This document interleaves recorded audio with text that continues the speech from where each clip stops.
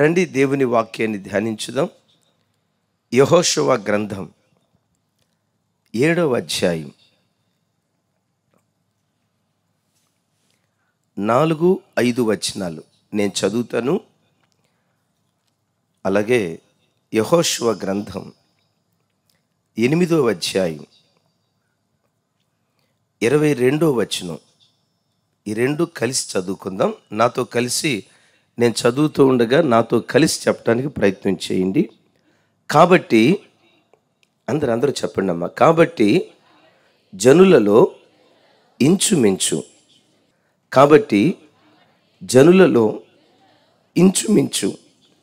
3,000 మంది అక్కడికి వెళ్ళిరి. కానీ వారు హాయివారి ఎదుట నిలవలేక పారిపోయిరి. అప్పుడు హాయివారు వారిలో 36 మనుషులను హతము చేసిరి. మరియు తమ గవిని యొద్ద నుండి షేబారీము వరకు వారిని తరిమి మేరాదులో వారిని హతము చేసిరి. కాబట్టి జనుల గుండెలు కరిగి నీరైపోయెను. రైట్. యెహోషువ గ్రంథం 8వ అధ్యాయం 22వ వచనం నేను చదువుతాను. నాతో కలిసి అందరూ చెప్పడానికి ప్రయత్నం చేయండి. తక్కిన వారును పట్టణములో నుండి బయలుదేరి వారికి ఎదురుగా వచ్చిరి. అట్లు ఈ తట్టు కొందరు ఆ తట్టు కొందరు ఉండగా హాయివారు ఇశ్రాయేలీయుల నడుమ చిక్కుబడిరి. గనుక ఇశ్రాయేలీయులు వారిని హతము చేసిరి. వారిలో ఒక్కడును మిగలలేదు, ఒక్కడును తప్పించుకొనలేదు. చప్పట్లు కొడితే యేసయ్యకు స్తోత్రాలు చెప్దాం. ఇక అందరూ తలలు పైకెత్తి నా తట్టు చూడండి. యెహోషువ గ్రంథం 7వ అధ్యాయం, యెహోషువ గ్రంథం 8వ అధ్యాయం, ఈ 2 అధ్యాయాల్లో వ్రాయబడిన ఒక దివ్యమైన సంగతి ఏంటంటే, యెహోషువ గ్రంథం 7వ అధ్యాయంలో ఇశ్రాయేలు ప్రజలు 3,000 మంది సైన్యంతో హాయి పట్టణం మీద యుద్ధానికి వెళ్ళారు. హాయి పట్టణం మీద యుద్ధానికి వెళ్ళేటప్పుడు ఇశ్రాయేలీయులకు ఉన్న ఆలోచన ఏంటంటే, అరే గొప్ప పట్టణంగా పిలువబడుతున్న యెరికో పట్టణాన్ని అవలీలగా మనం జయించాం. అంత పెద్ద పట్టణాన్ని మనం జయించిన తర్వాత హాయి పట్టణం చాలా చిన్నది, తొక్కడ. ఇంత గొప్ప పట్టణాన్ని జయించిన మనకి హాయి పట్టణం ఎంత? ఆఫ్టర్ ఆల్ హాయి పట్టణం మీద యుద్ధానికి వెళ్ళేటప్పుడు నేను అనుకుంటా, హాయిగా యుద్ధం చేసి గెలవచ్చురా, మనమేం చెమటోడ్చాల్సిన పని లేదు, అవలీలగా వీళ్ళను ఓడించొచ్చురా అన్నట్లుగా హాయి పట్టణం మీదకి వెళ్ళారు. పరిస్థితులు తలకిందులైపోయాయి. ఆ చిన్న పట్టణ ప్రజల ఎదుట ఇశ్రాయేలీయులు నిలవలేక పారిపోతూ ఉంటే, ఆ చిన్న పట్టణమే ఇశ్రాయేలీయులను తరిమి దరిదాపుగా 36 మందిని హతం చేసేశారు. ఇది యెహోషువ గ్రంథం 7వ అధ్యాయంలో రాయబడినటువంటి మాట. ఓడిపోయిన దాన్ని బట్టి దైవజనుడైన యెహోషువ ఉదయం నుండి సాయంత్రం వరకు మందసం ఎదుట మోకరించి పిచ్చోడు ఏడ్చినట్లుగా ఏడ్చాడు. ఈ సంగతులన్నీ కూడా 7వ అధ్యాయంలో రాయబడి ఉన్నాయి.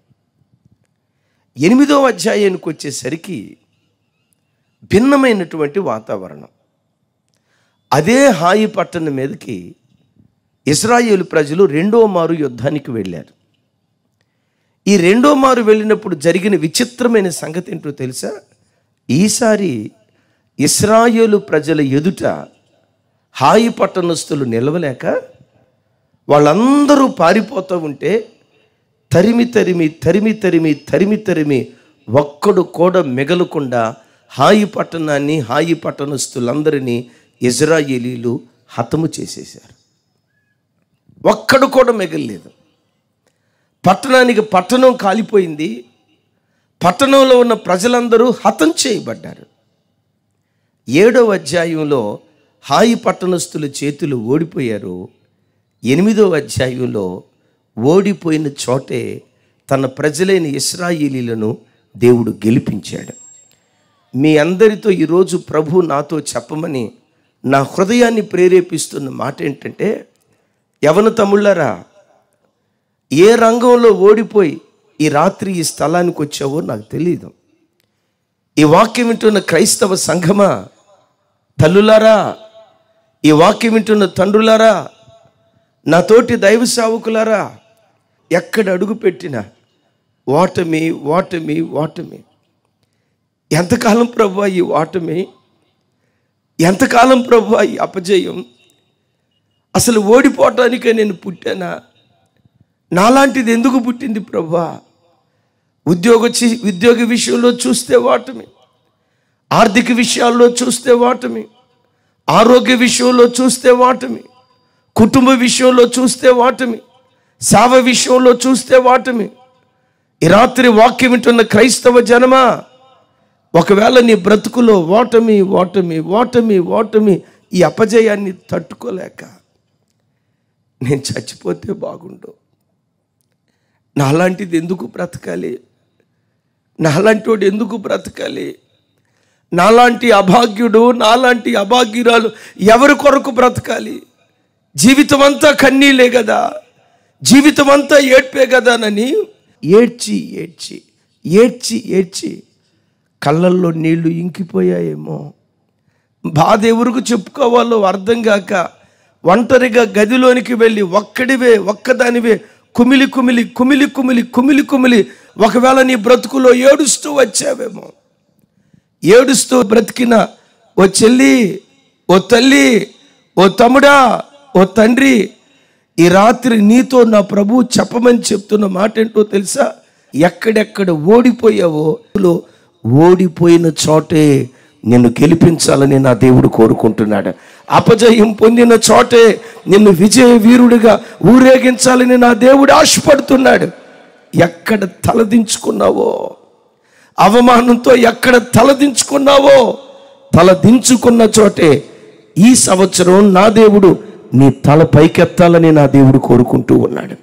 ఏ ప్రజలు నిన్ను చూసి చూడరా వాడి బ్రతికేమైపోయిందో, చూడరా దీని బ్రతికేమైపోయిందో, చూడరా వీళ్ళ సంసారం ఏమైపోయిందో అని ఏ ప్రజలు గుచ్చి వేలు చూపించి నోటితో నిన్ను నిందిస్తూ వచ్చారో, నీతో నా ప్రభు చేస్తున్న ప్రమాణం, ఏ నోరు గతంలో నిన్ను నిందించిందో, నిందించిన నోరే ఈ సంవత్సరం ప్రశంసించేటట్లుగా నా దేవుడు కార్యం చేయబోతున్నాడు. ఏ చేతులు వేలెత్తి చూపిస్తూ గుచ్చి నిన్ను గూర్చి మాట్లాడాయో, వేలెత్తి చూపించిన చేతులే ఈ సంవత్సరం నీ ఆశీర్వాదాన్ని చూసి చప్పట్లు కొడుతూ నిన్ను ఘనపరిచే చేతులుగా ఈ సంవత్సరం నా దేవుడు నిన్ను మార్చునుగాక. 7వ అధ్యాయంలో ఇశ్రాయేలీలు ఓడిపోయారు. ఒక అధ్యాయం గతించిందో లేదో, ఓడిపోయిన చోటే 8వ అధ్యాయంలో ఆ ప్రజలు గెలిచారు. ఓటమి ఓటమి, అపజయం అపజయం, కన్నీరు వెంబడి కన్నీరు, దుఃఖం వెంబడి దుఃఖం, వేదన వెంబడి వేదన, అవమానం వెంబడి అవమానం ఒకవేళ అనుభవిస్తే, ఈరోజు నా ప్రభు నీతో చెప్పమంటున్నాడు, ఎక్కడ నిందపడ్డావో అక్కడే రెండంతల ఘనత ఈ సంవత్సరం నా దేవుడు నీకు దయచేయునుగాక. ఒక ప్రశ్న, ఓడిన చోటే ఇశ్రాయేలీలు గెలవటానికి కారణం ఏంటి? ఒకసారి ఈ మాట వినండి. ఓడిన చోటే ఇశ్రాయేలీలు గెలవటానికి కారణం ఏంటి? ఈ 2024 సంవత్సరంలో నీవు గెలవాలి, నేను గెలవాలి.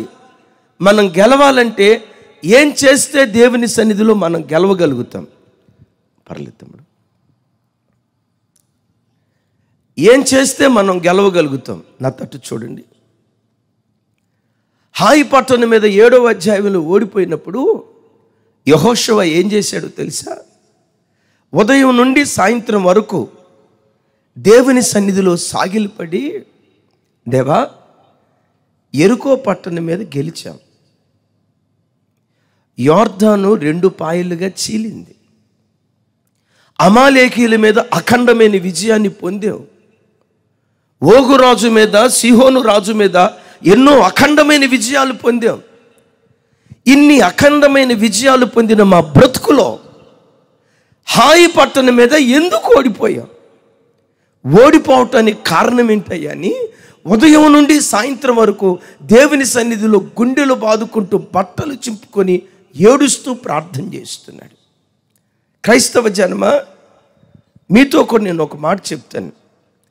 యేసుక్రీస్తు రక్తంతో కడగబడిన ఆయన పిల్లలైన మనం ఒక ఖరీదైన మాట చెప్తాను, గుండెల్లో రాసుకోండి.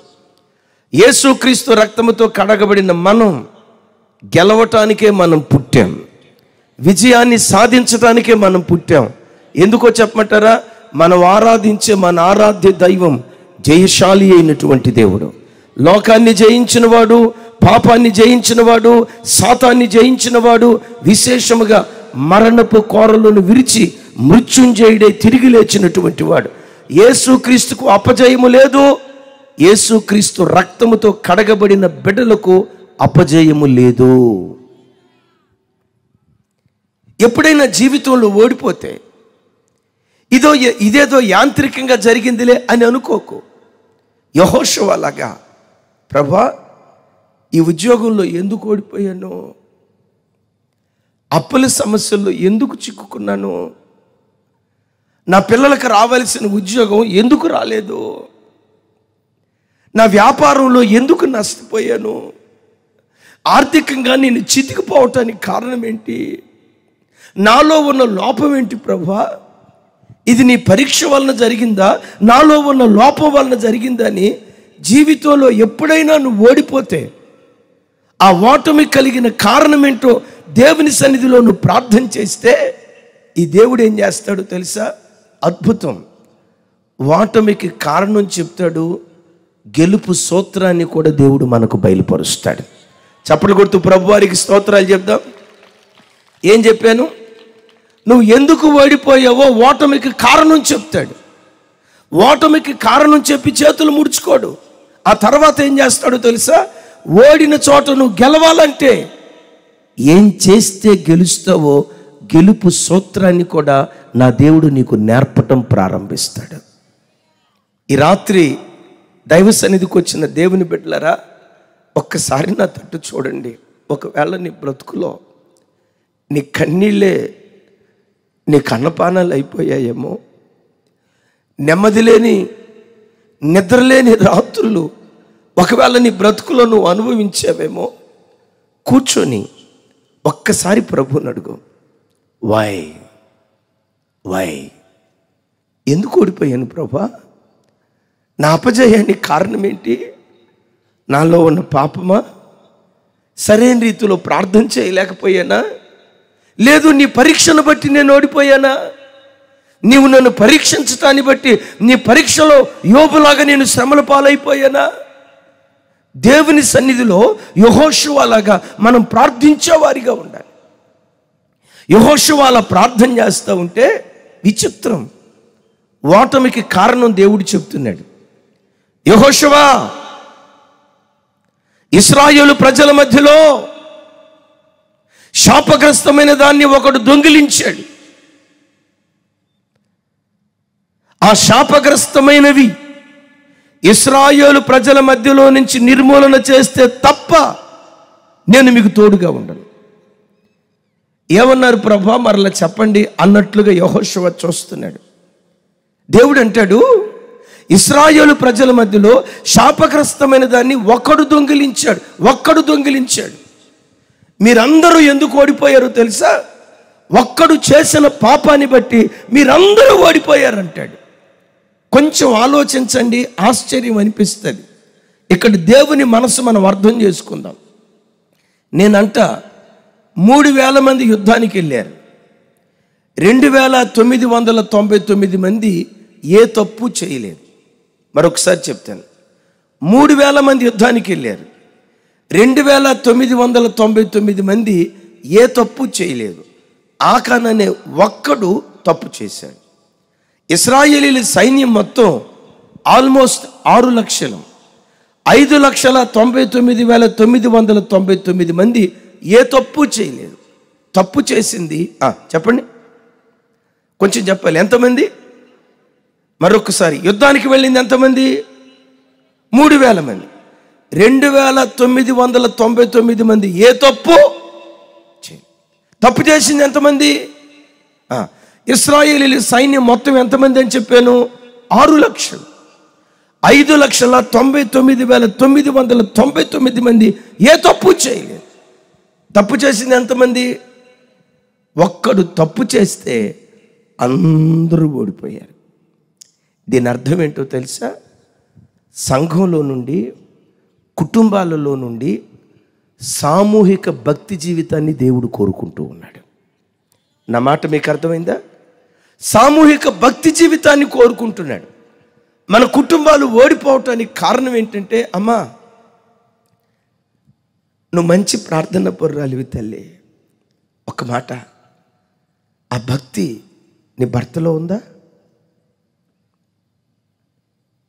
మీరిద్దరు భార్యాభర్తల మందిరానికి వస్తున్నారు. మిమ్మల్ని అడిగే మాట, మీ కొడుకు ఎక్కడికి వెళ్తున్నాడు? మీ కూతురు ఎక్కడికి వెళ్తుంది? నీ ప్రార్థనలో లోపం లేదమ్మా, నీవు కార్చిన కన్నీరులో లోపం లేదు. ఓ తండ్రి, దేవుడంటే నీకు పిచ్చి ప్రేమ, నీ భార్య కూడా దేవుడంటే పిచ్చి ప్రేమ. మీరిద్దరూ కలిసి ప్రతి ఆదివారం మందిరానికి వస్తున్నారు. నేను అంటాను, మీరిద్దరూ మందిరానికి వస్తున్నారు, కానీ మీ కొడుకు ఎక్కడా? మీ కూతురు ఎక్కడా? మీ యవ్వన బిడ్డలు ఎక్కడ తిరుగుతున్నారు? మీ యవ్వన బిడ్డలు ఏ ప్రాంతంలో ఉన్నారు? చూడండి, 3000 మందిలో ఒక్కడు తప్పు చేస్తే అందరూ ఓడిపోయారు కదా.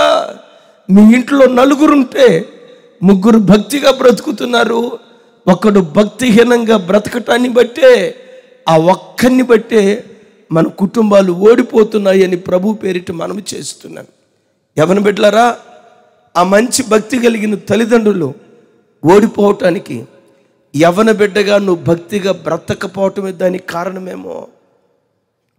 ఎవరు తమ్ముడా, ఆ తల్లి తండ్రి ఎంత మంచి భక్తి కలిగిన వాళ్ళైనా కొన్ని విషయాల్లో ఓడిపోవటానికి నీ ఇంటికి నువ్వు ఒక ఆకాను వంటి వాడిగా ఉన్నావేమో, జాగ్రత్త.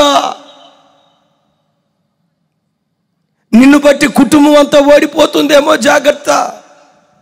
దేవుని ఆశ ఏంటో తెలుసా? మన ఇంటిలో నుండి ఒక్క డెక్క కూడా సాతానుకు విడవబడకూడదు.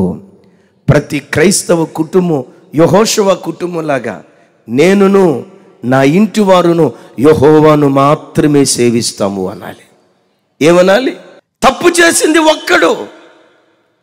ఈ రాత్రి వాక్యం వింటున్న దైవజనమా, నీ ఒక్కడిని బట్టే నీ భార్య భక్తి నిర్వీర్యమైపోయిందేమో. నీ ఒక్కడిని బట్టే ఆ తల్లిదండ్రుల ప్రార్థన నిర్వీర్యమైపోయిందేమో.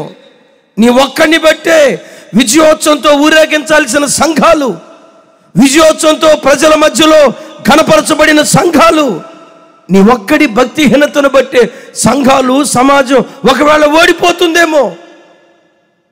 ఈ రాత్రి ఆలోచించు. యేసయ్య ఆశ ఏంటో తెలుసా? నీ ఇల్లంతా యేసయ్యకు సొంతం కావాలి, నీ పిల్లలంతా యేసయ్యకు సొంతం కావాలి, నీవు యేసయ్యకు సొంతం కావాలి, నీ భర్త యేసయ్యకు సొంతం కావాలి.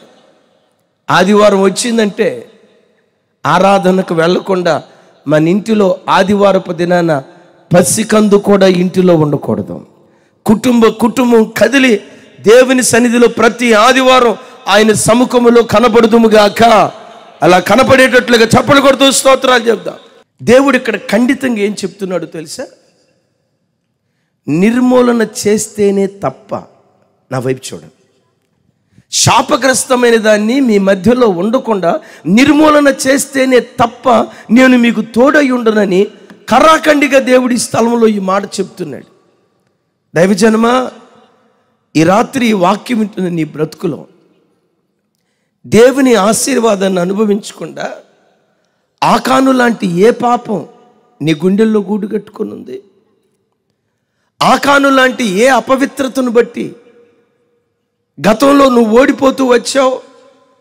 ఏ అపవిత్రతను బట్టి రక్షించే దేవుని హస్తాన్ని నీ విషయంలో దేవుడు కొరత చేసుకొని ఉన్నాడు? ఆలోచించు.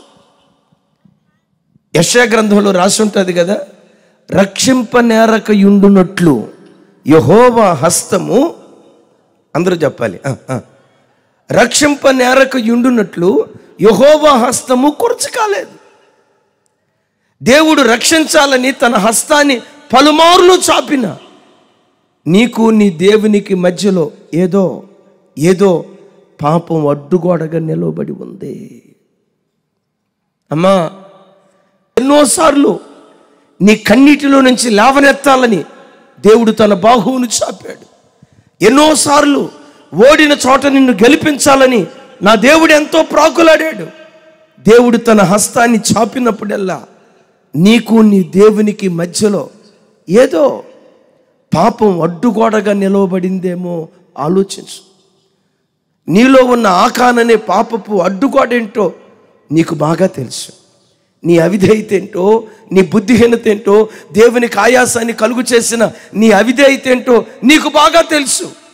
ఈ రాత్రి వాక్యం వింటుండగా ఆ పాపపు అడ్డుగోడను ఈ రాత్రి నువ్వు పడగొట్టగలిగితే ఓడిన చోట నా దేవుడు నిన్ను గెలిపించబోతున్నాడు. తల దించుకున్న చోటే యేసు నామం పేరిట నా దేవుడు నీ తల పైకెత్తునుగాక. చప్పలు కొడితే యేసయ్యకు స్తోత్రాలు చెప్దాం. అట్లాగనే దేవుని బిడ్డలారా, దేవుని పిల్లలుగా మనం ఏదో పెద్ద పెద్ద పాపాలు చేస్తున్నామని నేను చెప్పను. ఆ చిన్న చిన్న అవిధేయతలే, చిన్నవి దేవుని ఆశీర్వాదానికి ఎలా అడ్డుబండగా ఉంటాయో ఒక మాట చెప్తా. 2004 ప్రాంతంలో మాకు ఒక ఆటో ఉండేది. ఆ ఆటో మీదే ఆయా ప్రాంతాలు తిరుగుతూ సేవ చేస్తూ ఉండేవాళ్ళం. ఒక స్థలానికి వచ్చిన తర్వాత మధ్యరాత్రి 11:30 ఆ ప్రాంతంలో ఏమైందో ఏమో సడన్గా ఆటో ఆగిపోయింది. ఏమైపోయిందమ్మా? ఆ ఆటో ఆగిపోయిన తర్వాత ఇది 2004-05 ప్రాంతంలో జరిగింది. ఈ ఆటో ఆగిపోయిందని ఎవరికన్నా ఫోన్ చేద్దామంటే అప్పట్లో ఫోనులు లేవు. ఈ ఎస్టీడీ బూతుల దగ్గరికి వెళ్ళి ఫోన్ చేసుకోవాలా. మధ్యరాత్రి 12 ప్రాంతంలో ఎస్టీడీ బూతులే ఉంటాయి. సరే, ఆగిపోయిన స్థలం నుండి మేముండే ఇంటికి వెళ్ళటానికి దరిదాపుగా 5 కిలోమీటర్ల దూరం. ఈ 5 కిలోమీటర్ల దూరం సరే మొండిపట్టుతో ఆటో నెట్టుకుంటూ వెళ్ళిపోదామని నెడతా ఉన్నాం. ఈ బండ్లు ఉంటాయి కదా, బుల్లెట్లు కానీ, కార్లు కానీ, 2 వీలర్లు కానీ, తోలేటప్పుడు సరదాగానే ఉంటుంది. పంచర్ పడినప్పుడు ఆకాశంలో పగటిపూట సొక్కలు కనపడతాయి. బుల్లెట్ ఉంది కదా, బుల్లెట్ అడవి ప్రాంతంలో కనుక పంచర్ పడితే ఇక బుల్లెట్ కొన్నవాడు తను ఎంత తిట్టుకుంటాడు దేవుడికే తెలుసు. ఈ ఆటో తోలేటప్పుడు బాగానే ఉంది, కానీ మధ్యరాత్రి సుమారుగా 1/2 కిలోమీటర్ దూరం నెట్టుకుంటూ వెళ్ళిపోయిన తర్వాత ఆయాసం అయిపోయింది, మన వల్లగా అట్లా. అలాగని ఆటో అక్కడ వదిలేసి వెళ్ళిపోదామా? ఆటోగానే ఉంటుంది, లోపల ఉన్న ఇంజిన్ మాయమైపోద్ది. హానోకు మాయమైనట్టు మాయమైపోద్ది ఇంజిన్. ఆటో అక్కడ పెట్టిపోతే ఆటోగానే ఉంటుంది, టైర్లు మాయమైపోతాయి. ఆ రోజులు అసలే పేద బ్రతుకు. ఆటో అక్కడ వదిలిపెట్టలేక నేనేదో కాస్త మెకానికల్ ఇంజనీరింగ్ చదువుకున్నా. నేను ప్రభుని అడిగాను, ప్రభా నేను చదువుకుంది కాస్త మెకానికల్ ఇంజనీరింగ్ కదా, అసలు ఏంటో దీని డిఫెక్ట్ ఏంటో కొంచెం నాకు బయలుపరచు నాయనా, నేను దీన్ని రిపేర్ చేస్తాను అంటే సడన్గా దేవుడు నాతో మాట్లాడటం ప్రారంభించాడు. ఏం లేదురా నాయనా, వెనక స్పార్క్ ప్లగ్ ఉంటుంది, దాన్ని ఉప్పదీసి కొంచెం క్లీన్ చేయి, మరలా స్పార్క్ ప్లగ్ పెట్టు, స్టార్ట్ అయిపోద్ది అన్నట్లుగా నా లోపల నుంచి ఒక ప్రేరేపణ. ఆ ఆటో వెనక భాగానికి వెళ్ళి స్పార్క్ ప్లగ్ తీస్తూ ఉన్నాను. తీసేటప్పుడు నేనేమనుకున్నానంటే ఒక 1/2 కిలో మట్టి పడిందేమో, 1/2 కిలో కాకపోయినా 1/2 కిలో అన్న పడి ఉంటుందేమో, అందువల్లనే ఇది ఆగిపోయిందేమో అని చెప్పి స్పార్క్ ప్లగ్ ఉప్పదీశానండి. ఉప్పదీస్తే ఎక్కడో కంటికి కనబడినంత నలుసు స్పార్క్ ప్లగ్కి పైన ఇట్లా ఉంటుంది, ఎయిర్ గ్యాప్, ఒక మందపు పాటి బట్ట ముక్క కూడా దూరదు, చిన్న డస్ట్ పార్టికల్స్ ఉన్నాయి. దేవుడు అంటారు, ఆ చిన్న డస్ట్ పార్టికల్స్ శుభ్రం క్లీన్ చేయరని ఆయన అంటాడు. నాకు అర్థం కాక, ప్రభా ఈ చిన్న డస్ట్ పార్టికల్ ఎంత బండిని ఆపుతాయా? ఒరే, నా మాటిని ముందు నువ్వు శుభ్రం చేయరా, నాకు ప్రసంగం చేయొద్దురా అంటాడు ఆయన. సరే, పేపర్ ముక్క పట్టుకొని ఆ పై భాగం శుభ్రం చేసి ఆ కొంచెం చేతికి దొరకనంత డస్ట్ పార్టికల్ శుభ్రం చేసి స్పార్క్ ప్లగ్ పెట్టి ముందుకొచ్చి కిక్కు కొట్టానండి. కొట్టేనో లేదు, డుగ్ డుగ్ డుగ్ డుగ్ డుగ్ డుగ్ డుగ్ డుగ్ స్టార్ట్ అయిపోయింది. హల్లెలూయానా? దేనికమ్మా? డుగ్ డుగ్ డుగ్ డుగ్ డుగ్ అని స్టార్ట్ అయిపోయింది. స్టార్ట్ అయిన తర్వాత మీరు హల్లెలూయా అన్నారేమో, కానీ నేను అల్లా. నాకేమనిపించిందో తెలుసా? ఇంత పెద్ద బండిని ఆపింది చిన్న చిన్న డస్ట్ పార్టికల్స్, చిన్న చిన్న డస్ట్ పార్టికల్స్. తమ్ముడా, నీలో చాలా మంచి లక్షణాలు ఉన్నాయి, చిన్న చిన్న నలుసులే. అప్పుడప్పుడు సెల్ ఫోన్లో పోర్నోగ్రఫీ, అశ్లీలమైన బూతు బొమ్మలు చూస్తూ ఉన్నవే, అదే నీలో ఉన్న బలహీనత. అప్పుడప్పుడు ఎవరికి తెలియకుండా చాటుమాటున చూడకూడని దృశ్యాలు సెల్ ఫోన్లో చూస్తున్నవే, అవే అవే అవే అవే దేవుని ఆశీర్వాదం అనుభవించకుండా చిన్న చిన్న నలుసు లాంటి బలహీనతలు నిన్ను ఆవరించాయి. నువ్వు ఘోరమైన తప్పు చేస్తున్నావని నేను అనలేను, కానీ చేయకూడని హేయమైన కార్యక్రమాలు ఏవో నువ్వు చేస్తున్నావని నేను అనలేను. కానీ క్రైస్తవ జనమా, ఆ చిన్న అబద్ధాలే, ఆ చిన్న చాడీల మాటలే, ఎక్కడ మాట అక్కడ చెప్పే ఆ చిన్న చాడీల బుద్ధే, చిన్న చిన్న బలహీనతలే దేవుని ఆశీర్వాదం అనుభవించకుండా నిన్ను అడ్డగిస్తున్నాయని ఈ రాత్రి ప్రభు మాట్లాడుతుండగా, తమ్ముడా, చెల్లి, ఈ రాత్రి ఈ కోడిక దేవుడు ఎందుకు ఏర్పాటు చేశాడో తెలుసా? నువ్వు తప్పు చేసావు, తప్పు చేసావు, తప్పు చేసావని నిన్ను గుచ్చాలని కాదు, కానీ ఆ తప్పును నువ్వు తొలగించుకోవాలని. తొలగించుకుంటే ఓడిన చోటే నిన్ను గెలిపించాలని నా దేవుడు కోరుకుంటున్నాడు. అపజయం పొందిన చోటే నీకు విజయాన్ని ప్రసాదించాలని నా దేవుడు కోరుకుంటున్నాడు. యేసు నామం పేరిట ఈ రాత్రి ఈ వాక్యం వింటుండగా నీలో ఉన్న చిన్న చిన్న బలహీనతలేంటో, ఆ చిన్న చిన్న అవిధేయతలేంటో ఈ వాక్యం వింటుండగా వాటిని గనక నువ్వు తొలగించుకోగలిగితే ఈ రాత్రి ఒక అద్భుతాల రాత్రిగా నా దేవుడు మార్చునుగాక. ఏ వ్యాపారంలో గతంలో ఓడిపోయానో అదే వ్యాపారంలో నా దేవుడు నన్ను గెలిపించాడయ్యా. ఏ ఉద్యోగం కొరకు రిటన్ ఎగ్జామ్ రాసి ఓడిపోయానో అదే ఎగ్జామ్లో సక్సెస్ అయ్యేటట్లుగా నా దేవుడు తలపైకెత్తాడయ్యని నీ నోట ఈ సంవత్సరం ఒక అద్భుతమైన సాక్ష్యం దేవుడు ఉంచునుగాక. అలా ఉంచాలంటే దిద్దుబాటు మన దగ్గర జరగాలి. యెహోషువ అదే చేశాడు. ఓటమికి కారణం చెప్తాడు అన్నాను, గెలవటానికి సూత్రం కూడా దేవుడు తెలియచేస్తాడు అన్నాను కదా. అద్భుతం. ఇప్పుడు దేవుడు అంటాడు, యెహోషువ, ఏం లేదు, ఈసారి మీరు యుద్ధానికి వెళ్ళేటప్పుడు ఎలా మీరు యుద్ధానికి వెళ్తారంటే 30,000 మంది యోధులను తీసుకొని వెళ్ళండి. ఆ యోధులేమో ఇదిగో ఈ దిక్కు గుండా హాయి పట్టణం మీద యుద్ధానికి వెళ్ళండి. 5,000 మంది మాటుగాండ్రను తీసుకోండి. ఆ 5,000 మంది మాటుగాండ్రను హాయి పట్టణానికి ఆ వైపున మాటైన స్థలాల్లో దాక్కోమని చెప్పండి. చాలా మర్మయుక్తమైన విషయం, శ్రద్ధగా వింటున్నారు, ఇంకొంచెం ఆసక్తిగా వినండి. ఆ వైపున ఆ 5,000 మందిని మాటైన స్థలాల్లో ఉండమనండి. ఈ 30,000 మంది హాయి పట్టణం మీద యుద్ధానికి వెళ్తున్నట్లుగా వెళ్ళమనండి. హాయి పట్టణస్తులు ఏమనుకుంటారంటే, ఇంతకు మునుపు వాడగొట్టిన ఇశ్రాయేలీలే కదా, గతంలో వాళ్ళు మన చేతిలో ఓడిపోయారు కదా, ఇప్పుడు అవలేలగా వాళ్ళని గెలుద్దామని వాళ్ళ ఆతృతతో మీ మీద యుద్ధానికి వస్తారు. మీరేం చేస్తారంటే వాళ్ళు ఎదుట నిలవబడలేక పారిపోయినట్లుగా మీరు అలా పారిపోండి. హాయి పట్టణస్తులంతా ఆ పట్టణాన్ని దాటి బయటకు వచ్చిన తర్వాత మాటైన స్థలాలలో ఉన్న వారంతా హాయి పట్టణం మీదకి వెళ్ళి ఆ పట్టణాన్ని అగ్నితో తగలబెట్టేశారు.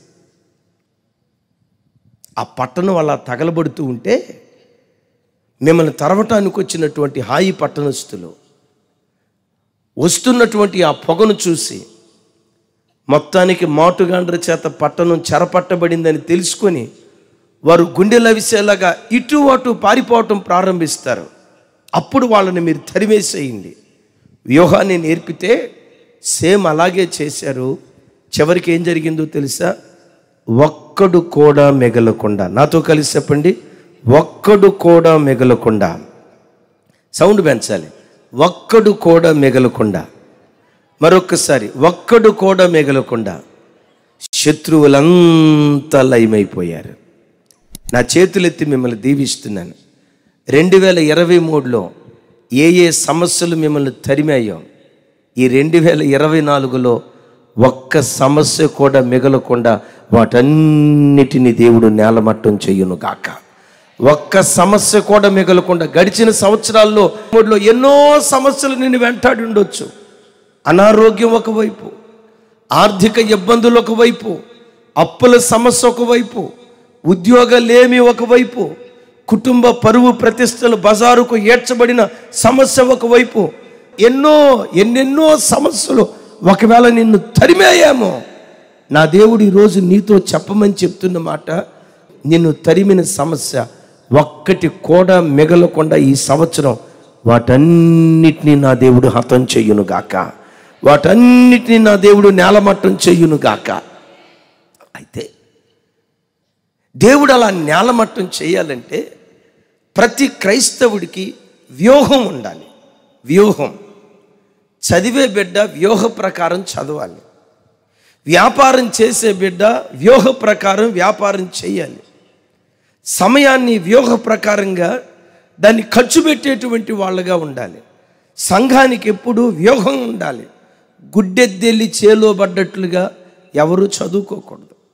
గుడ్డెద్దెల్లి చేలో పడ్డట్లుగా ఏ సేవకుడు సేవ చేయకూడదు. ఏది చేసినా ఒక వ్యూహ ప్రకారం దేవుని సేవ చేయాలి. వ్యూహాన్ని గురించి బైబిల్ ఏమంటుందో తెలుసా? పరమగీతాల్లో రాయబడిన మాట, సంధ్యారాగము చూపట్టుచు చంద్రబింబం అంత అందము గలదై, సూర్యుని అంత స్వచ్ఛతయు కలలను గలదై, వ్యూహిత సైన్య సమభీకర రూపిణియగు ఈమె ఎవరు అంటాడు. Praise the lord. అంటే క్రైస్తవ సంఘానికి ఒక వ్యూహం ఉండాలి. వ్యూహ ప్రకారంగా ప్రతిదీ మనం చేసేవారిగా ఉండాలి. చదువుకుంటున్న బిడ్డలరా, దేవుడు మీకు ఇచ్చిన కాల వ్యవధిలో 24 గంటల కాల వ్యవధిలో ఆడుకోవటానికి సమయం ఎంత, చదువుకోవటానికి సమయం ఎంత? సమయాన్ని డివైడ్ చేసుకొని వ్యూహ ప్రకారంగా మీరు అడుగులు వేయండి. నిశ్చయముగా ఈ గుంటూరు పట్టణం నుండి నిన్ను ఒక ఐఏఎస్ ఆఫీసర్గా లేవనెత్తటానికి దేవుడు శక్తి కలిగిన వాడు. ఒక ఐపీఎస్ ఆఫీసర్గా లేవనెత్తటానికి దేవుడు శక్తి కలిగిన వాడు. ఏది చేసినా ఒక వ్యూహ ప్రకారం నువ్వు అడుగువేయి. డబ్బు ఖర్చు పెట్టేటప్పుడు కూడా వ్యూహ ప్రకారంగా ఖర్చు పెట్టు. ఒక మాట చెప్తాను, ఎప్పుడు కూడా ఆదాయానికి మించిన ఖర్చు ఎవ్వరు, ఏ క్రైస్తవుడు పొరపాటు చేయొద్దు. నీ రాబడి ఎంత, నువ్వు పెట్టే ఖర్చు ఎంత, ఈ రెండిటి మధ్య బ్యాలెన్స్ ఉండాలి. నీ శక్తికి మించి ఖర్చు ఎప్పుడు జీవితంలో పెట్టద్దు. కొంతమంది, అందరూ అని నేను అనను, కొంతమంది పిల్లల వివాహాలు చేసి అప్పుల పాలైపోయిన వాళ్ళు ఉంటారు. పిల్లల చదువుల నిమిత్తం పెట్టుబడి పెట్టి వాళ్ళకి ఇంకా ఉద్యోగాలు రాక ఆర్థిక ఇబ్బందుల్లో చిక్కుకునే వాళ్ళు ఉంటారు. నేను వాళ్ళను గురించి కాదు, కొందరు డాంబికానికి పోయి ఆదాయానికి మించిన ఖర్చులు పెట్టుకొని అప్పుల పాలైపోయిన వాళ్ళు ఉంటారు.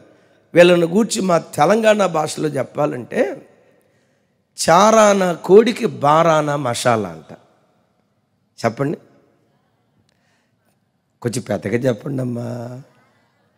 చారాన కోడికి, చారాన అంటే పావల, పావల కోడికి ముప్పావల మసాలా వేసాడంట మా ఊడు.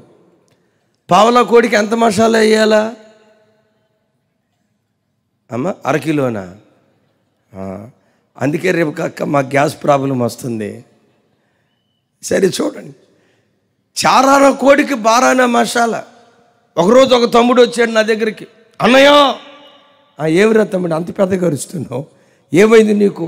సెల్ ఫోన్ కొన్నాను అన్నయ్య, నా ఫోన్కు మీరు ప్రార్థన చేయండి అన్నయ్య అన్నాడు. ఎంతరా తమ్ముడు ఫోన్ అన్న. 40,000. ఇట్లా నా వైపు చూడు, ఇట్లా పైకి లేస్తున్నాడు. 40,000 రూపాయలు అన్నా అన్నాడు. నీ జీతం ఎంతరా అన్నాను. 14,000 అన్నా అన్నాడు. 14,000 రూపాయల జీతగాడు 40,000 రూపాయలు ఫోన్ వాడితే 3.5 నెలల జీతం ఫోన్కే పోయా. మరి ఇంటి వాళ్ళకి బోరుగుంటే కొడతాడు వీడు. కొంతమంది క్రైస్తవులు అప్పుల పాలవటానికి కారణం ఏంటంటే ఆర్థిక వనరులకు మించిన ఖర్చు. ఆదాయం కొంచెం, ఖర్చు ఎక్కువ. క్రైస్తవ జనమా, యేసు రక్తముతో కడగబడిన నీ బ్రతుకులో 2023లో ఏం జరిగిందో నాకు తెలియదు, కానీ ఒక ఆత్మీయ తండ్రిగా, ఒక దైవజనుడిగా నా చేతులెత్తి మిమ్మల్ని దీవిస్తున్నాను. 2024వ సంవత్సరంలో మీ చేతులు ఇచ్చే చేతులుగా దేవుడు బలపరచునుగాక. మీ చేతులను ఇచ్చే చేతులుగా దేవుడు చేయునుగాక. మీ చేతులను పై చేతులుగా దేవుడు బలపరచునుగాక. చప్పలు కొడుతూ స్తోత్రాలు చెప్దాం. రైట్. ఒక అద్భుతమైన సంగతి బాగా గమనించండి. 5,000 మంది మాటుగాండ్రును పెట్టాడు. చెప్పండి, ఎంతమందిని పెట్టాడు? దైవజనమా, ఓడిన చోట గెలవాలంటే ప్రతి సంఘానికి మాటుగాళ్ళు కావాలి. నీ కుటుంబం ఓడిన చోట గెలవాలంటే ప్రతి ఇంటిలో మాటుగాండ్రు కావాలి.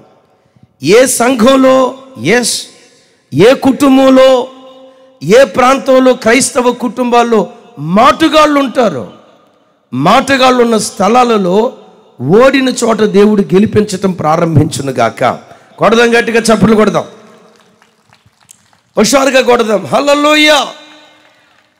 నా వైపు చూసి సమాధానం చెప్పండి. ఎవరు కావాలి? చెప్పాలి. ఎవరు మాటుగాళ్ళంటే ఎవరు? మన పల్లెటూళ్ళల్లో మధ్యాహ్నం పూట మాట్లాడేస్తాం అని తిరుగుతారు. వాళ్ళేనా? చెప్పాలి. మాటుగాడు అంటే ఎవరు? మాటుగాండ్రు అంటే వాళ్ళు సైనికులే. తల మీద రక్షణ శిరస్త్రాణం ఉంటుంది, నీతి అనే మైమెరువు ఉంటుంది, సువార్త వలన సిద్ధ మనసు అనే జోడు ఉంటుంది, విశ్వాసం అనే డాళ్ళు ఉంటుంది, ఆయుధాలన్నీ ఉంటాయి. సైనికుడే, కానీ మాటైన స్థలాల్లో ఉంటాడు, ఎవ్వరికీ కనపడడు. వాళ్ళకి పెట్టబడిన పేరు ఏంటంటే మాటుగాడు. చెప్పండి. సైనికుడే. తల మీద ఏముంది? రక్షణ శిరస్త్రాణం ఉంది, నీతి అనే మరివేరు ఉంది, సత్యం అనే దట్టి ఉంది, సువార్త వల్లనే సిద్ధ మనసు అనే జోడు ఉంది, విశ్వాసం అనే డాలు ఉంది. అన్ని ఆయుధాలు ఉన్నాయి, కానీ ఎవ్వరికి కనబడకుండా మరుగుగా రహస్యంగా మాటుగా ఉంటాడు. ఒక అద్భుతం. ప్రతి ఇంటిలో నుండి మాటుగాండ్రు బయలుదేరుదురుగాక. చప్పట్లు కొట్టి యేసయ్యకు స్తోత్రాలు చెప్దాం. సంఘానికి ఎవరు మాటుగాండ్రు? క్రైస్తవ జీవితంలో వాక్యము ఎవరిని మాటుగాండ్రు అంటుంది. 2 అనుభవాలు. యేసు ప్రభువారు ఒక మాట చెప్తారు కదా, నీ కుడి చేతితో చేసింది ఎడమ చేతికి తెలియకుండా రహస్యంగా నువ్వు చేస్తే రహస్యమందు చూచుచున్న దేవుడు నీకు ప్రతిఫలం ఇచ్చునుగాక అంటాడు. ఎవడు మాటుగాడు? నువ్వు దేవుని కొరకు ఎంతైనా చేయి, దేవునికి ఎంతైనా ఇవ్వు, నీ ఆస్తిలో సగము ప్రభు పరిచర్యకు నువ్వు సమర్పించుగాక. ఎక్కడా నీ పేరు బయటకు రాకుండా,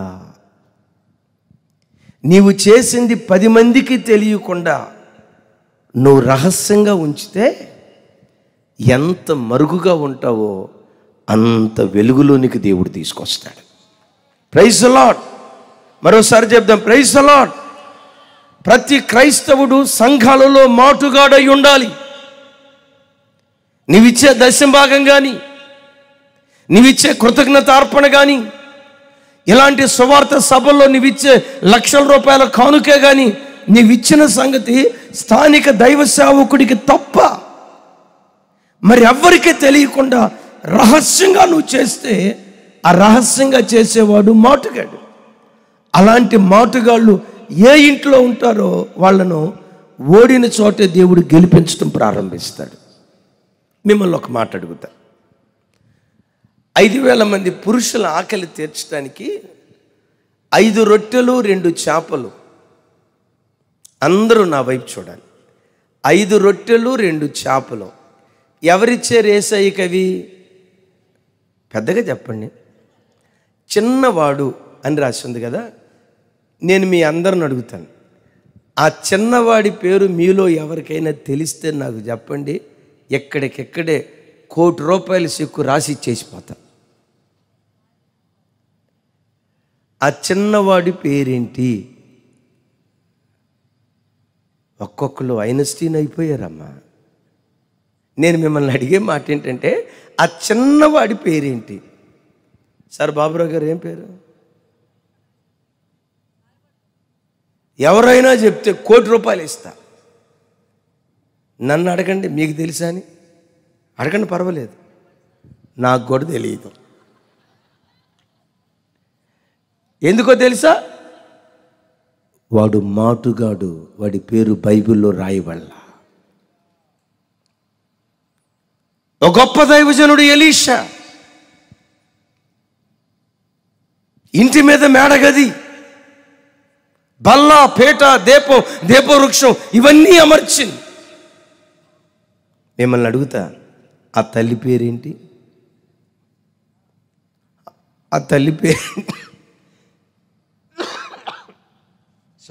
ఆ తల్లి పేరేంటి? ఆ తల్లి పేరు తెలిసిన వాళ్ళు ఎవరైనా ఉంటే చేతులు ఎత్తండి. నేను అడిగేది ఆ తల్లి పేరు. షూనేమీరాలని రాసి ఉంది.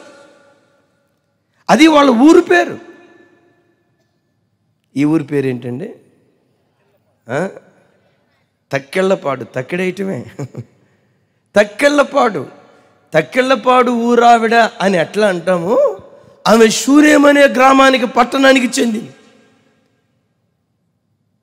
ఆవిడ పేరు బైబిల్లో రాయబడిందా? ఎందుకో తెలుసా? ఆమె మాటుగత్తె. మీరే సంఘాలకు వెళ్తున్నారో నాకు తెలియదు, కానీ క్రైస్తవ జనమా, మీరు కుడి చేత్తో చేసింది ఎడమ చేతికి తెలియకుండా రహస్యంగా చేయండి, మరుగుగా చేయండి. పేరు ప్రఖ్యాతుల కొరకు ఏదీ చేయొద్దు. వాళ్ళు నన్ను గుర్తించాలి, వీళ్ళు నన్ను ఘనపరచాలని పేరు కోసం ఏదీ చేయకుండా, కుడి చేత్తో చేసింది ఎడం చేతికి తెలియకుండా రహస్యంగా నువ్వు చేస్తే, రహస్యమందు చూచుచున్న దేవుడు మీకు ప్రతిఫలం ఇవ్వటం ప్రారంభిస్తాడు.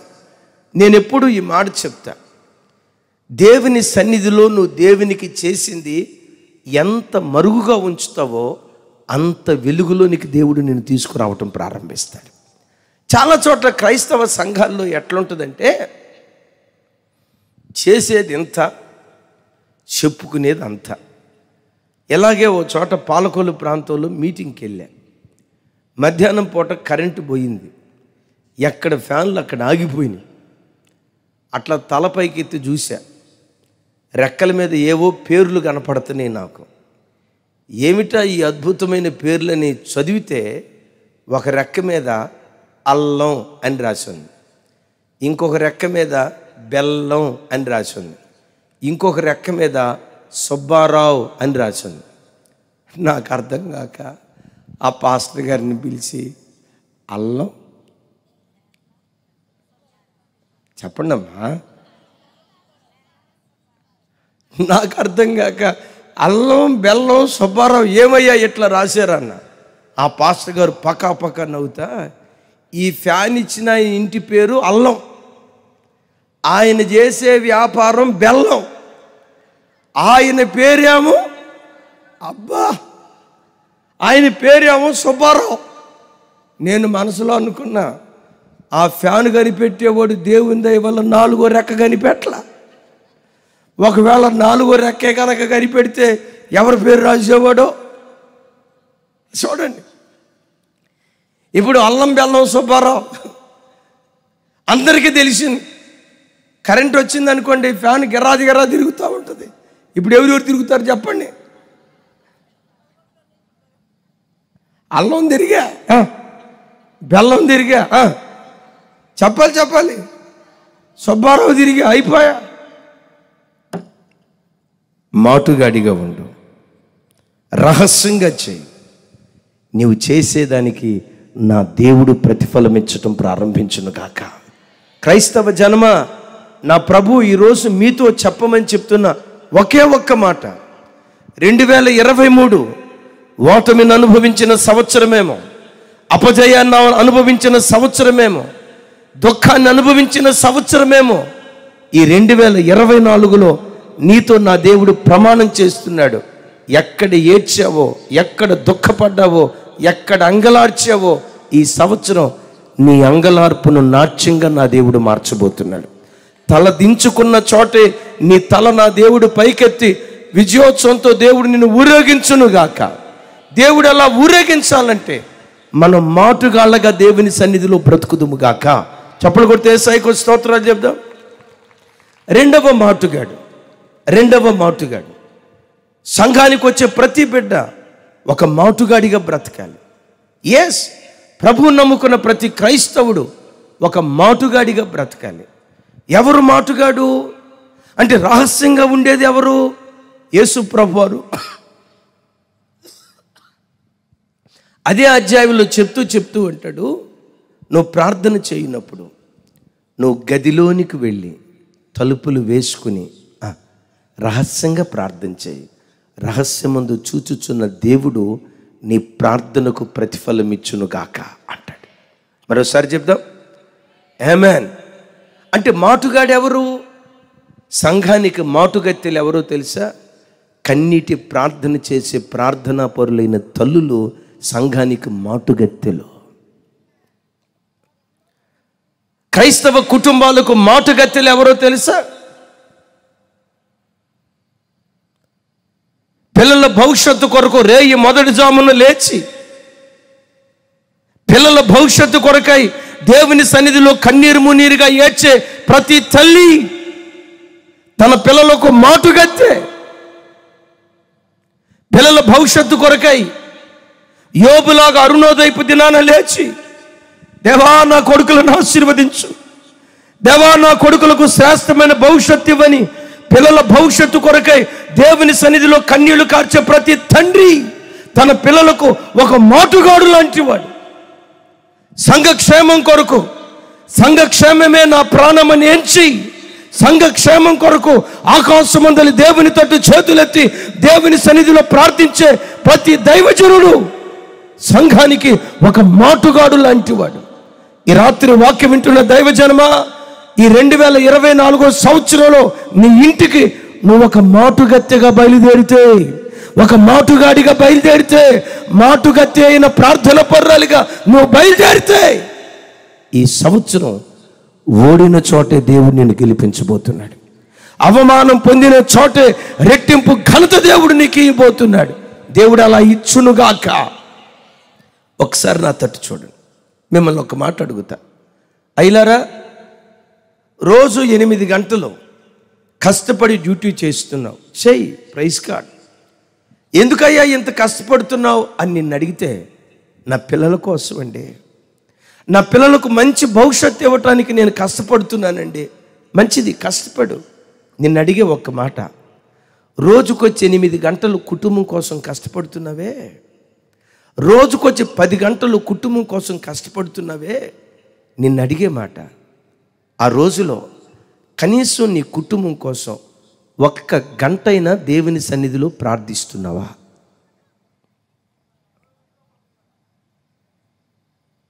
ఓ తండ్రులారా, నా తట్టు చూడండి. పిల్లలని రెక్కల ముక్కలు చేసుకొని కష్టపడుతున్నావు.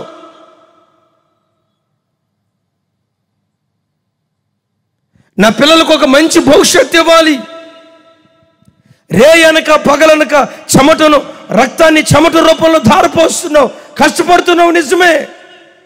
నిన్ను అడిగే ప్రశ్న, రోజుకొచ్చి 10 గంటలు కష్టపడుతున్నావే, 10 గంటలు కష్టపడుతున్న ఒక తండ్రిగా నీ పిల్లల భవిష్యత్తు కోసం కనీసం 1 గంటైనా దేవుని సన్నిధిలో మోకాళ్ళుని, నా బిడ్డలకు మంచి భవిష్యత్తు ఇవ్వయ్యా, నేను కూలీనాలి చేసుకొని బ్రతుకుతున్నాను, నా పిల్లలు నాలాంటి స్థితిలో ఉండకూడదయ్యా, నాకంటే ఘనమైన స్థితిలో ఉండాలయ్యా అని నీ పిల్లల కొరకు ప్రార్థించే తండ్రిగా నువ్వు ఉన్నావా? అమ్మా నా తట చూడండి, ఆదివారం ప్రార్థనకు వస్తున్నారు, మంచిదే. ఎప్పుడైనా శుక్రవారం సంఘంలో ఉపవాస ప్రార్థన జరిగితే ఉపవాస ప్రార్థనకు వస్తున్నారు, మంచిదే. ఈ రాత్రి ఓ దైవజనుడిగా మిమ్మల్ని అడిగే ఒక ప్రశ్న, మీలో ఎంతమంది 5 గంటల లోపు పడకల మీద నుంచి లేచి లేవటంతో కనీసం ఒక అర్ధగంట అయినా ప్రతిరోజు నా పిల్లల కొరకు, నా కుటుంబం కొరకు, ప్రతిరోజు అరుణోదయపు దినాన్ని లేచి కనీసం ఒక అర్ధగంట అయినా నా కుటుంబం కొరకు ప్రార్థన చేస్తున్నానయ్యా అని ధైర్యంగా ఎంతమంది తల్లులు చేతులు ఎత్తగలరు? సరే, ఒకళ్ళు ఎత్తారు, ఎత్తండి ఒకసారి. 5 లోపు నేను పడకల మీద నుంచి లేస్తానయ్యా, సూర్యుడు ఉదయించక మునిపే నా పడకల మీద నుంచి లేస్తానయ్యా అని ఎంతమంది తల్లులు పిల్లల కోసం పడకల మీద నుంచి లేచి ప్రార్థన చేస్తున్నారు? థ్యాంక్ యూ మా. ఈ టీవీ మీడియా వచ్చిన తర్వాత సాయంత్రం అయిందంటే, ఆ మధ్య ఒక ఆయన వచ్చి అంటున్నాడు, అయ్యగారు మా ఆవిడకున్న సీరియల్ దయ్యం పోయేటట్టుగా మీరు గట్టిగా ప్రార్థన చేయండి అయ్యగారు అన్నాడు. నేను ఆ దయ్యం పేరేంటో అదే ఫస్ట్, ఏంటయ్యా దాని పేరు అన్నా. ఏం పేరమ్మా? సీరియల్ దయ్యం వదిలేటట్టుగా మీరు గట్టిగా ప్రార్థన చేయండి అన్నాడు. ఇదేం పేరు కొత్తగా ఉందే, ఎక్కడి నుంచి వచ్చిందయ్యా ఈ దయ్యం అన్న అంటాడు. ఆ దయ్యం మా ఆవిడ లోపటే ఉందండి. ఏంటయ్యా మీ ఆవిడ లోపట ఉన్న దయ్యం? ఏమంటాడో తెలుసా? ఇంట్లో దీపం వెలిగించడం అన్నా మర్చిపోద్దేమో కానీ కార్తీక దీపం చూడకుండా ఇంట్లో దీపం వెలిగించడం అన్న అంటాడు ఆయన. అయ్యా మా మీద మనసు ఉంటుందో ఉండదో తెలియదు కానీ అయ్యా, మనసు మమత చూడకుండా దాని మనసు అసలు ఆగదయ్యా. మీలో ఎంతమంది ఈ సీరియల్కి ఎడిక్ట్ అయిపోయారో? యేసు నామం పేరిట ఒకవేళ ఈ వాక్యం విన్న తర్వాత కూడా మీరు టీవీ ఆన్ చేసి సీరియల్ చూడాలని ప్రయత్నం చేస్తే మీ టీవీలన్నీ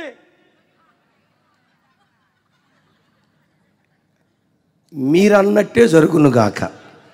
నేనల్లా మీరు అన్నారు కదా, మీరన్నట్టే జరుగునుగాక. ఎవరైనా సీరియల్ కోసం టీవీలు ఆన్ చేస్తే టీవీలన్నీ, ఇప్పుడు సౌండ్ తగ్గింది. అమ్మా నీ పిల్లలకు నువ్వు మాటుగత్తిగా బ్రతుకు. ఓడిన చోటే ఈ సంవత్సరం దేవుడు గెలిపించబోతున్నాడు. తల దించుకున్న చోటే నా దేవుడు నీ తల పైకెత్తబోతూ ఉన్నాడు. యేసయ్యకి మహిమ కలుగునుగాక. దైవజనుడు సంఘం కొరకు చేతులెత్తి ప్రార్థన చేస్తే హోరేబు పర్వతం మీద దైవజనుడైన మోషే మాటుగాడిగా ఉండి చేతులెత్తితే, మోషే చేతులెత్తినప్పుడు ఇజ్రాయేలీలు గెలిచారు. మోషే చేతులు దించినప్పుడు ఇజ్రాయేలీలు ఓడిపోయారు. అద్భుతం. మీ తక్కెళ్ళపాడు ప్రాంతాన్ని ప్రేమించి నిజంగానే దేవుడు తక్కెడ వేసి మంచి సేవకుని దేవుడు మీకు వరంగా దయచేశాడు. చౌడయ్య గారు మంచి ఆరాధికుడు. ఎక్కడున్నాడు అయ్యగారు? మంచి పాటగాడు. మంచి కృపందయ్య గారు, మీరు మామూలు కాదు. రెబక్కక్క పరిచయం చేశారంటేనే దాని అర్థమైపోయింది.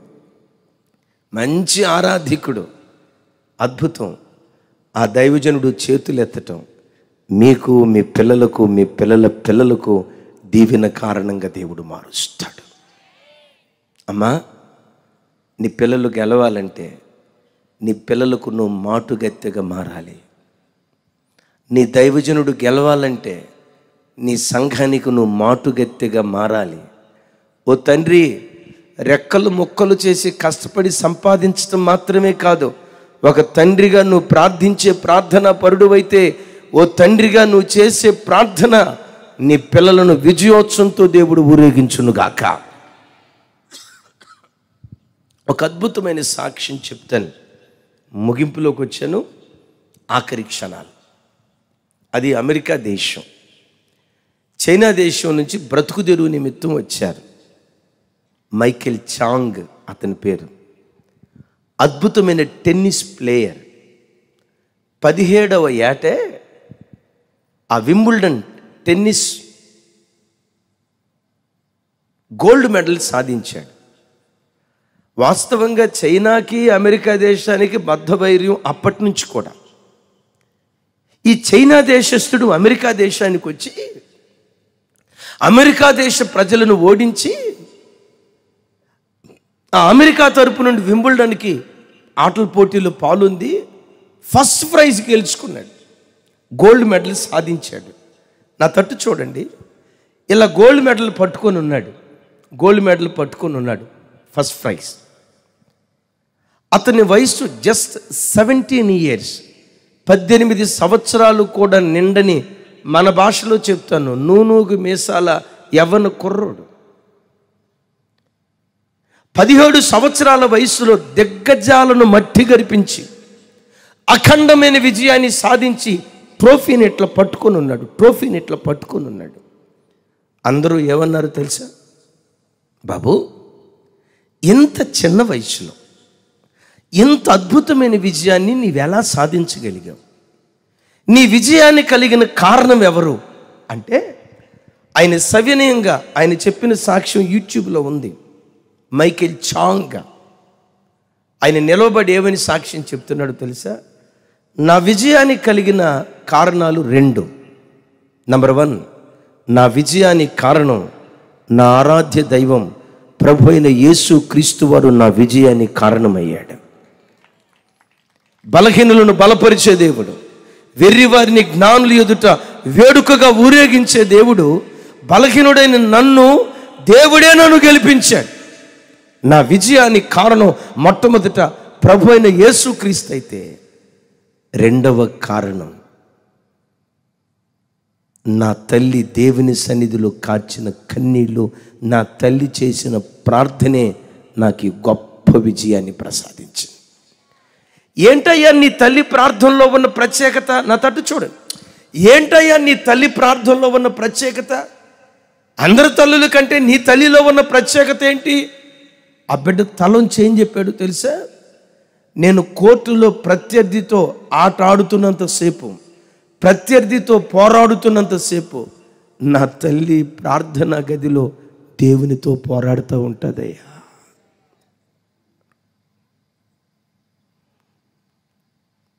నేను కోర్టులో ప్రత్యర్థితో పోరాడుతున్నంతసేపు, ఆట ఆడుతున్నంతసేపు, ప్రత్యర్థి మీద గెలవాలని పోరాడుతున్నంతసేపు, నా ఆట అయిపోయే వరకు నా తల్లి ప్రార్థన గదిలో దేవునితో పోరాడుతూ ఉంటుందయ్యా.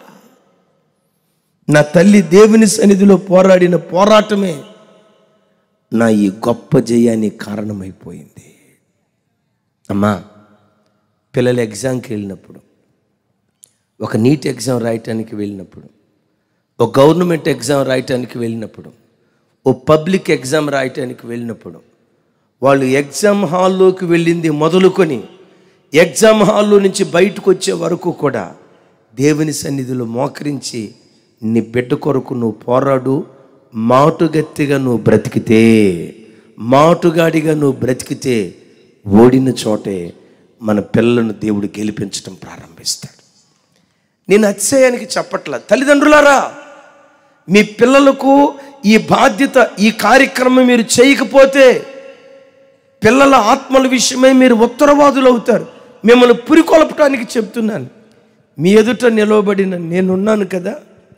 వాస్తవంగా నేనేమి హైదరాబాదులో పుట్టి పెరిగినోని కాదు. నన్ను చూసి మీరు హైదరాబాద్ అంట, హైదరాబాద్ ఏం కాదు, మీకు దగ్గరలోనే వద్దులే, మంగళగిరి అని ఉంది కదా, మంగళగిరి ప్రక్కన మంగళగిరి. దేవుని చేతిలో ఆయన కృపను బట్టి ఒక బలమైన పనిముట్టుగా నేను వాడబట్టడానికి, ఒకటి దేవుని కృప, రెండోది నా సంఘ బిడ్డలు చేసే ప్రార్థన, దేవుడు నాకు ఇచ్చిన జీవిత భాగస్వామి దైవ సేవకురాలు చేసే ప్రార్థన, వీటితో పాటు నన్ను కన్న నా తండ్రి గొప్ప ప్రార్థనాపరుడు. నా తండ్రిని గురించి నేను సాక్ష్యం చెప్తా. ఆయన భోజనం చేయని రోజు ఉంటుందేమో, కానీ వాక్యం చదవని రోజు ఒక్కటి కూడా తన బ్రతుకులో ఉండదు. నిద్రపోని రాత్రి ఉంటుందేమో, కానీ రోజుకొచ్చి కంసే కం 3 పర్యాయాలైన దేవుని సన్నిధిలో ఈ వయసులో కూడా 74 సంవత్సరాలు ఈ వయసులో కూడా మోకాళ్ళుని ప్రార్థన చేయటం నేటికి కూడా ఆయన మానలేదు. ఆయన అంటాడు, అయ్యా, ఒక తండ్రిగా మీకు ఇవ్వగలిగింది ప్రార్థన తప్ప నా దగ్గర ఏముందయ్యా? నేను చేతులెత్తి ప్రార్థన చేస్తూ ఉంటే మీరు ఎక్కడికి వెళ్ళిన విజయోత్సవంతో దేవుడు ఊరేగిస్తూ ఉంటాడయ్యా. నా తండ్రిని గురించి నేను ఎలా దేవుని కృపను బట్టి అతిశయంగా చెప్పుకుంటున్నాను. ఓ తండ్రి, ఓ తల్లి, నీ కడుపున పుట్టిన పిల్లలు కూడా నిన్ను గూర్చి ఎలా అతిశయంగా చెప్పుకునేటట్లుగా పడిపోయిన నీ ప్రార్థన బలిపీఠాన్ని, ఈ రాత్రి వాక్యం వింటుండగా పడిపోయిన నీ ప్రార్థన బలిపీఠాన్ని మరలా తిరిగి నువ్వు కట్టుకుందువుగాక, తిరిగి మరలా నువ్వు కట్టుకుందువుగాక. నీ పిల్లలకు నువ్వు మాటుగత్తిగా మారితే, నీ పిల్లలకు నువ్వు మాటుగాడిగా మారితే, ఈ 2024 ఎక్కడ ఓడిపోయావో అక్కడే నా దేవుడు నిన్ను గెలిపించబోతూ ఉన్నాడు. నువ్వు గెలవాలి. మరలా ఈ మాట చెప్తాను, నువ్వు గెలవటానికే పుట్టావు, గెలవటానికే నువ్వు పుట్టావు. అపజయానికి దేవుడు నిన్ను పుట్టించలేదు, ఓడిపోవటానికి దేవుడు నిన్ను పుట్టించలేదు. ఈ 2024 యేసు రక్తముతో విమోచించబడిన నీ బ్రతుకులో ఎక్కడ అడుగు పెట్టినా జయం జయం జయోత్సవంతో దేవుడు ఊరేగించునుగాక. ఆఖరి మాట గుండెల్లో రాసుకోండి. ఇంకా యూట్యూబ్లో చాలా వర్తమానాలు ఉన్నాయి. ఇమాన్యుయల్ మినిస్ట్రీస్ హైదరాబాద్ ప్రతిరోజు ఉదయం 5 గంటలకి షార్ట్ మెసేజ్, దరిదాపుగా 2,63,000 మంది సబ్స్క్రైబర్స్ ఉన్నారు. ప్రతిరోజు వర్తమానం దరిదాపుగా 1,30,000 మంది ప్రపంచ దేశాల్లో ఎక్కడి నుంచైనా దేవుని వాక్యం వింటారు. మీకు అవకాశం ఉన్నప్పుడు విని ఆశీర్వదించబడండి. ముగింపు దశకు వచ్చాను, నా తట్టు చూడండి. రైట్, 5,000 మంది మాటుగాండ్రు అక్కడ ఉన్నారు. 30,000 మంది యోధులు యుద్ధానికి వెళ్ళారు. అరే, మొన్నొచ్చిన శత్రువులే కదా, ఎంత ఆఫ్టర్ అని ఆవేశంతో తొందరపడి వీళ్ళతో యుద్ధం చేయటానికి హాయి పట్టణస్తులు వచ్చారు. పారిపోతున్నట్లుగా పారిపోయారు. బైబిల్లో రాయబడిన మాట ఏంటంటే, యెహోషువ తన ఈటెనెత్తగా, నాతో కలిసి చెప్పండి, యెహోషువ, మరొక్కసారి, యెహోషువ తన ఈటెనెత్తగా మాటుగాండ్రు బయలుదేరి హాయి పట్టణాన్ని తగలబెట్టిరి. ఆకాశమునంటుచున్న పొగను చూసి హాయి పట్టణస్థులు భయకంపితులై అటు ఇటు పారిపోతుండగా ఒక్కడు మిగలకుండా అందరినీ హతం చేశారు. ఇక నేను మీతో చెప్పబోయే ఒకే ఒక్క మాట ఏంటంటే, యెహోషువ తన చేయి చాపినప్పుడు యెహోషువ చేతిలో ఏముందట? అందరూ చెప్పాలి. యెహోషువ చేతిలో ఏముందట? టకమని చెప్పండి, మీకు తెలిసిన మాటే, చెప్పే కదా ఆల్రెడీ. యెహోషువ చేతిలో ఏముందట? మిమ్మల్ని అడుగుతాను, వెంటనే చెప్పండి. యెహోషువ గురువు గారి పేరేంటి? నేను అడిగే యెహోషువ మీ ఊరిలో ఉండే యెహోషువ కాదమ్మా. బైబిల్లో యెహోషువ ఉన్నాడు కదా. సారీ, మరలా అడుగుతున్నాను, యెహోషువ చేతిలో ఏముంది? యెహోషువ గురువు గారి పేరేంటి? మోషే. మిమ్మల్ని అడుగుతా, వాళ్ళ గురువు గారి పేరు మోషే కదా, మోషే చేతిలో ఏముంది? అందరూ చెప్పాలి, ఇక్కడ అందరూ చెప్పాలి, పెద్దగా అందరూ చెప్పాలి. థ్యాంక్ యూ అమ్మా. యెహోషువ చేతిలో ఏముంది? మోషే చేతిలో. మిమ్మల్ని అడుగుతా, కర్ర పొదునైనదా, ఈటి పొదునైందా? మరలా అడుగుతాను, మోషే చేతిలో ఏముంది? తన శిష్యుడైన యెహోషువ చేతిలో ఏముంది? మరొకసారి ఏముంది? దీని అర్థం ఏంటంటే, నాయకుడు కర్ర అయితే ఆ నాయకుడు నుంచి ఉద్భవించిన తర్వాత నాయకుడు ఈటిగా మారిపోయాడు. Praise the lord. అంటే దీని అర్థం ఏంటంటే, మొదటి తరములో మన పితరుల మీద ఉన్న భక్తి కంటే ఆ భక్తి పరుల గర్భాన పుట్టిన మన లోపట రెండంతల భక్తి కలిగిన వారిగా మనం మార్చబడాలి. నా ప్రార్థన, అయ్యా చౌడయ్య గారు, మీరు కర్ర అయితే ఆ తర్వాత మీ ద్వారా సేవ చేయబోయే మీ పిల్లలు ఈటిగా దేవుడు ప్రతిష్ఠించునుగాక, ఆ బిడ్డను ఈటిగా దేవుడు వాడుకొనుగాక. తండ్రి కర్ర అట్లాగని మిమ్మల్ని కర్ర అని మిమ్మల్ని తక్కువ చేయట్లేదయ్యా. దేవుని ఆశ ఏంటంటే, రెబెక్కక్క మీరు కర్ర, ఆ తర్వాత ఈటిల తరం సంఘాలలో నుంచి లేచునుగాక, ఈటిల తరం సంఘాలలో నుంచి లేచునుగాక. యవన బిడ్డలారా చూడండి, ఒకవేళ మీ తల్లిదండ్రులు కర్ర లాంటి వాళ్ళైతే, మా అమ్మ ఎంత ప్రార్థన పరురాలు తెలుసా అని చెప్పుకొని నువ్వు తృప్తి పట్టడం కాదు. నీ నోట ఉండాల్సిన మాట ఏంటో తెలుసా? మా అమ్మ మీద నిలిచిన ప్రార్థన కంటే రెట్టింపు ప్రార్థన దేవుడు నా మీద కుమ్మరింప చేశాడయ్యా. మా అమ్మ మీద ఉన్న భక్తి మా అమ్మతో ఆగిపోలేదయ్యా. మా నాన్న మీద ఉన్న భక్తి మా నాన్నతో ఆగిపోలేదయ్యా. మా అమ్మా నాన్నల మీద నిలిచిన భక్తి కంటే మించిన భక్తి దేవుడు నా మీద కుమ్మరించాడని ప్రతి యవ్వన బిడ్డ ఈ సాక్ష్యం చెప్పునుగాక.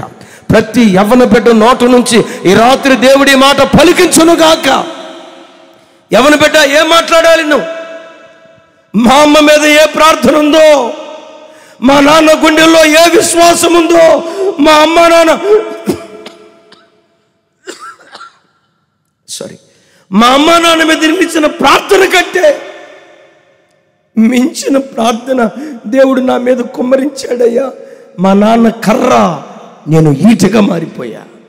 మా అమ్మ కర్ర, నేను ఈటగా ప్రభు కొరకు నిలవబడ్డా. దేవుని ప్రణాళిక ఎప్పుడు ఎలా ఉంటుందో తెలుసా?